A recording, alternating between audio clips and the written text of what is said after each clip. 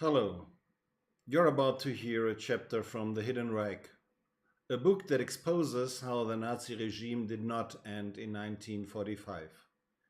It transformed, adapted, and continued to govern through new institutions under new names with the help of Western allies. My name is Dr. Bodo Schiffmann. I'm a physician, researcher, and truth teller forced into exile for challenging official narratives in medicine, media, and modern history. This work is not speculation. It is based on public records, declassified documents, and undeniable patterns.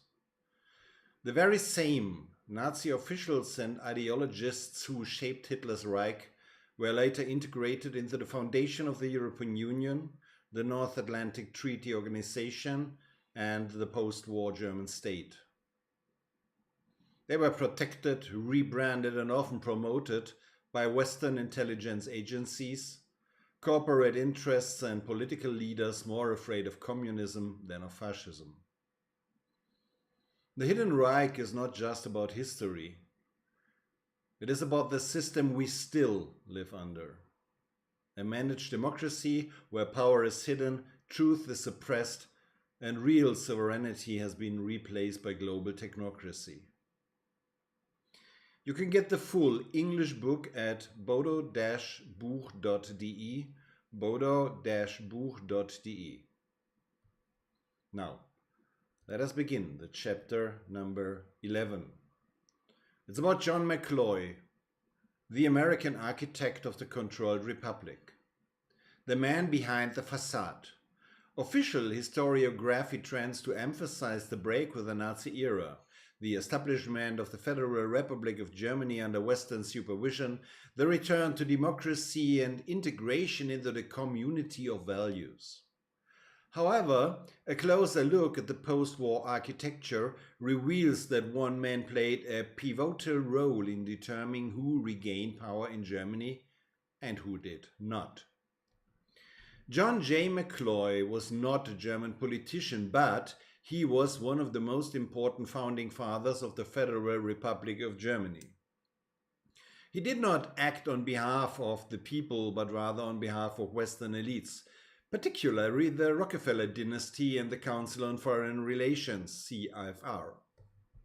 So, who was John J. McCloy?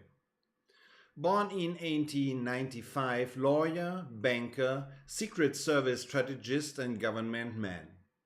He was president of the World Bank 1947 till 1949, US High Commissioner for Germany, de facto governor of the US in the young Federal Republic of Germany, member of the supervisor board of the Chase Manhattan Bank, this is the Rockefeller Bank, and member of the Council on Foreign Relations, CFR, one of the central transatlantic planning networks. He was the chairman of the Advisory Committee on Disarmament and member of the board of directors of Ford, Westinghouse, AT&T, and United Fruit. He was a member of the Warren Commission 1963 to 1964 to investigate the assassination of President John F. Kennedy. In another chapter, we will have a closer look at this. McCloy was more than a civil servant, he was a power manager for the global establishment. McCloy in Germany was the rehabilitator of offenders. As High Commissioner, McCloy has extensive powers. He was able to grant pardons, influence criminal proceedings, block legislative proposal, and award commercial licenses. He was Konrad Adenauer's closest contact and was regarded as an unquestioned authority in early West Germany. His most significant political act, the rehabilitation of German elites with a Nazi past. Example: Alfred Krupp von Bohlen and Halbach, Friedrich Flick, Hans Globke, Hermann Joseph Abs. McCloy decided that continuity was more important than justice. There were family ties, networks, interests. During his time as a commercial lawyer, McCloy represented prominent companies such as Rockefeller, Warburg, remember the Warburg close relationships with the scandal about the last Chancellor Olaf Scholz, and J.P. Morgan. His marriage to Ellen Zinser, a cousin of Auguste Adenauer, this is his second wife, connected him directly to the Chancellor's house, both familiarly and strategically. The Federal Republic was not a new beginning, it was a transatlantic-led restructuring of old power relations. Motives, why did he do it? Well, it was Rockefeller's interests, anti-communist strategy, and systemic stabilization of Western industrial groups. No moral motivation, but geopolitical calculation. McCloy and Adenauer, a silent alliance, two men, one purpose: maintaining power, protecting the elite, and marginalizing resistance. The founding of the Federal Republic was not a sudden democratic event, it was a carefully managed process under strategic control. CFR, Gladio, and the Deep West. McCloy supported the stay-behind network Gladio, tolerated as personnel in the service of the CIA, and helped to organize the German media landscape in the interest of the transatlantic alliance. The Warren Commission, 3 men, 1 silence. John J. McCloy was not only the architect of the Western German restabilization, he was also a member of the Warren Commission, which investigated the assassination of John F. Kennedy in 1963. Sitting with him on the panel were J. Edgar Hoover, then head of the FBI, notorious for political dossiers on domestic surveillance, Alan Dulles, former CIA director under whose leadership operations such as MK-Ultra and Gladio were conducted, dismissed in 1961 because of the Bay of Pigs invasion from John F. Kennedy. 3 men, 1 common goal: to protect the system, not to uncover the truth. The official single perpetrator theory was not the result of a thorough investigation, but rather a political damage limitation. A president who criticized the military, the CIA, and the Federal Reserve and Israel became a matter of state. And McCloy was once again one of the administrators of this reason of state.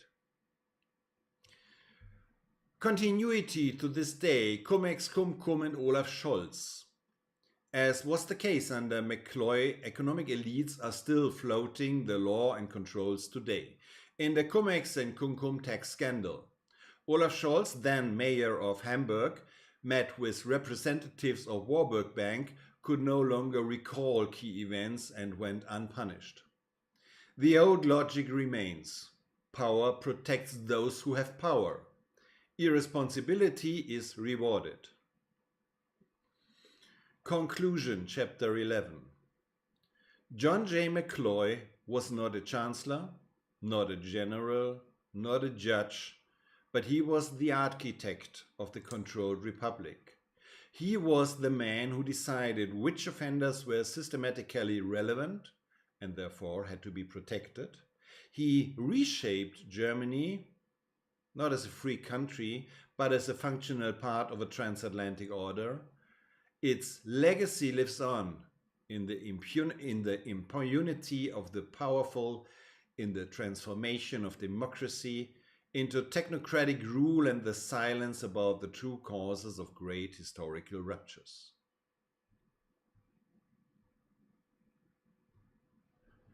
What you've just heard is not a theory.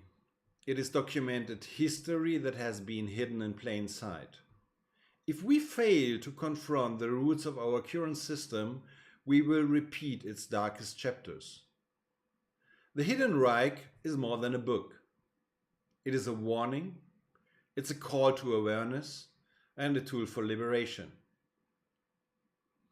Please help spread this knowledge, share the chapters, talk about the content, and question the narratives we've been taught.